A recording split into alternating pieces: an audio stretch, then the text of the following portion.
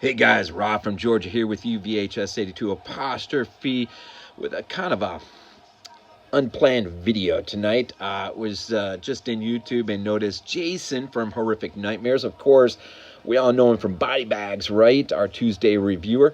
And anyways, so it was 3 good, 3 bad artwork covers.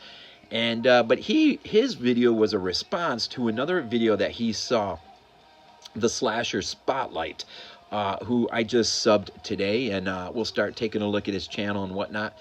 And but anyways, he put out a really cool video, to start this thing rolling here. I'm not sure if he thought it would start anything rolling, but basically, artwork, the covers that sucked us in. 3 good, 3 bad. So I checked out, once I got done checking out Jason's video, I checked out the Slasher Spotlights video. I'm going to drop the links down below. And I thought, you know what, why not? I'm going to do my own real quick here. So artwork. We all love artwork. Those of us who are horror freaks, right? I can just remember being a kid, going into VHS rental stores and just getting sucked in. And then realizing that sometimes, a lot of times, the better the artwork, the more crappier the movie. The artwork that was a little bit more plain, left more to the imagination, ended up being great. I think Alien was a perfect example of that. Anyway, so I'm going to start off with bad. 3 bad, and I'm going to jump into the 3 good. First one, Arrow Release. The Horror Show.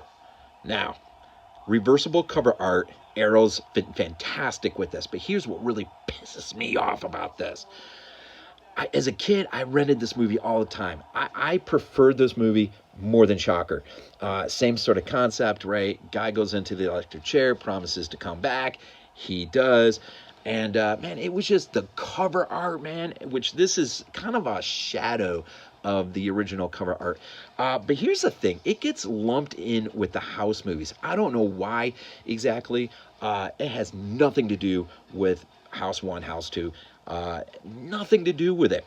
And so for Arrow to put out a box set that stuck this in there, I was glad just because I was able to get it as a singular release. But here's the thing. I would have hoped that with the reverse cover art, they at least could have dropped the House 3 and just given you the Horror Show. And I'm not going to, well, I guess I could real quick. And,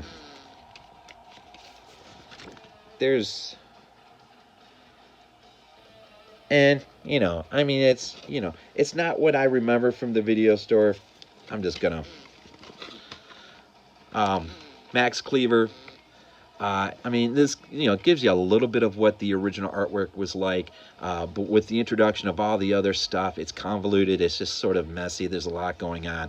But the idea of just putting House 3 really agitated me. I wish, at least on the reverse cover, they could have just given you the original artwork and dropped the House 3 and just given you the Horror Show. That would have been absolutely out of this world for me. But what are you going to do? Second one here. I am waiting for the singular release of this film. I wish Scream Factory or somebody would just put out a 4K transfer of the original Nightmare on Elm Street. This is one of the worst cover arts. I don't know what it is about it, but I don't know what's worse. This or this. Now, I guess I'm one of those kids. One of my favorite movies of all. I love this freaking movie. Saw it when I was 14 in the movie theater. The original cover art is one of the greatest freaking posters ever freaking made, as far as I'm concerned. But this is a freaking piece of crap. It's not a bad transfer. I love having the film, but I'm waiting for that 4K that restores the original artwork. That would be freaking fantastic. Jason alluded to this. So my third one. Great freaking movie. I think I love all these movies, by the way. Talking about faces taking up the picture. I mean, when you watch this movie, Wes Craven's classic, The Hills Have Eyes, there's so much you could have pulled from this movie that you could have added just mystery to the cover art and not really just giving you anything but the title, man. Maybe the hills in the background, whatever. But I don't know, a lot left to be desired. I mean, it's not impressive at all. And I did a little search for the original theatrical poster, and funny as it is, this was the most common one that popped up, so I guess maybe that was the original.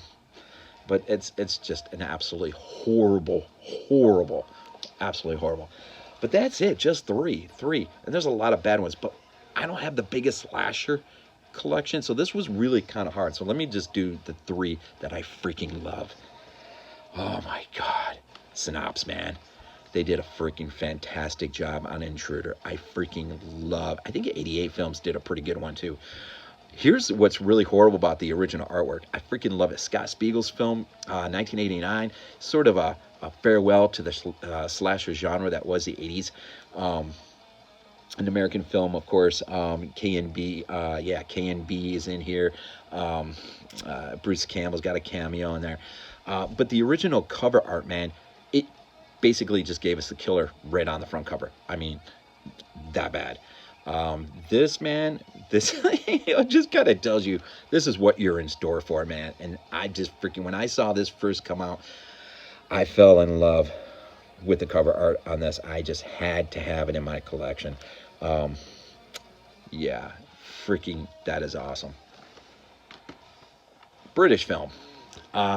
My dad used to tell me stories about seeing this movie in the air, when he was in the Air Force in Okinawa, and stories upon stories. It took me years before I finally found this, mostly because he'd always referred to this movie as Horror on Snake Island.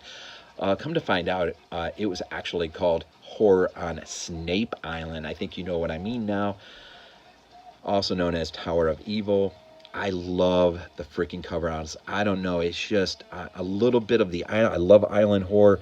You got the lighthouse there, and you just sort of got this face. Generally, I'm not a face on the cover type person, really.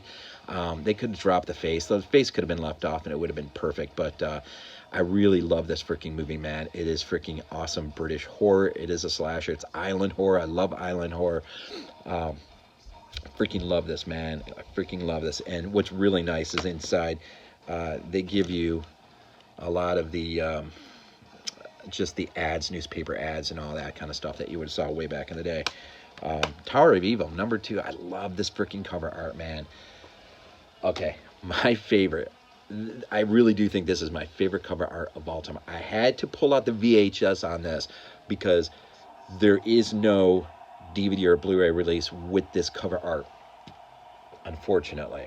When there is one, I will definitely be buying it. But what I consider the greatest slasher of all time, oh man, Italian. Michele Soavi's 1987 classic, Stage Fright, or the Soundstage Massacre. Oh man, this, to me, this is about as iconic of artwork as it ever got for me as a kid. I had the full theatrical poster in my room of this. I wish I still had it. This is the artwork I am dying to see on a nice 4K, just a Blu-ray release of this thing with this artwork. Where's somebody like Arrow or maybe 88? I don't know. Somebody, Scream Factory, somebody needs to re-release this on a beautiful transfer, but with this cover art. This is what I remember as a kid going to the video store, and when I saw that, man, I fell in love immediately, and the movie freaking lived up to this cover art for me, and still does to this day. This is my favorite cover art. I freaking love it. So, my top 3 real quick, of course, Stage Fright, Michele Soavi's Italian freaking slasher masterpiece as far as I'm concerned. British horror film, Tower of Evil, also known as Horror on Snape Island. Drop the face, the cover's perfect. A huge upgrade on the original cover art that just gave away the killer. Intruder, freaking awesome. Synopsis, man, did a freaking awesome job. Those that are pretty bland. I mean, I don't know what you quite do with this. Michael Berryman is cool to see, but really, we needed to see him on the cover. So much more.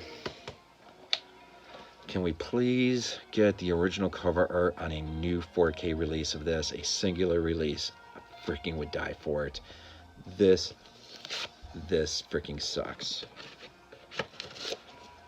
And of course, I explain why this really pisses me off. The reversible cover art could have dropped the House 3. It could have given us the original artwork with Max Kleber in the chair, and it would have been freaking perfect. Instead, they had to keep House 3 on both sides. I don't know. Generally, I don't really have any grievances with Arrow. They usually put out awesome freaking releases. But I'm going to say this. Since the Slasher Spotlight got this rolling and Jason kind of picked up on it, and now I'm picking up on it, I do want to say this real quick. I'm the kind of person, I will order a movie just for the artwork because I freaking love the artwork versus, say, what you found in the United States. I'm going to give you a perfect good example. I know we're not slasher anymore right now, but George A. Romero's Land of the Dead.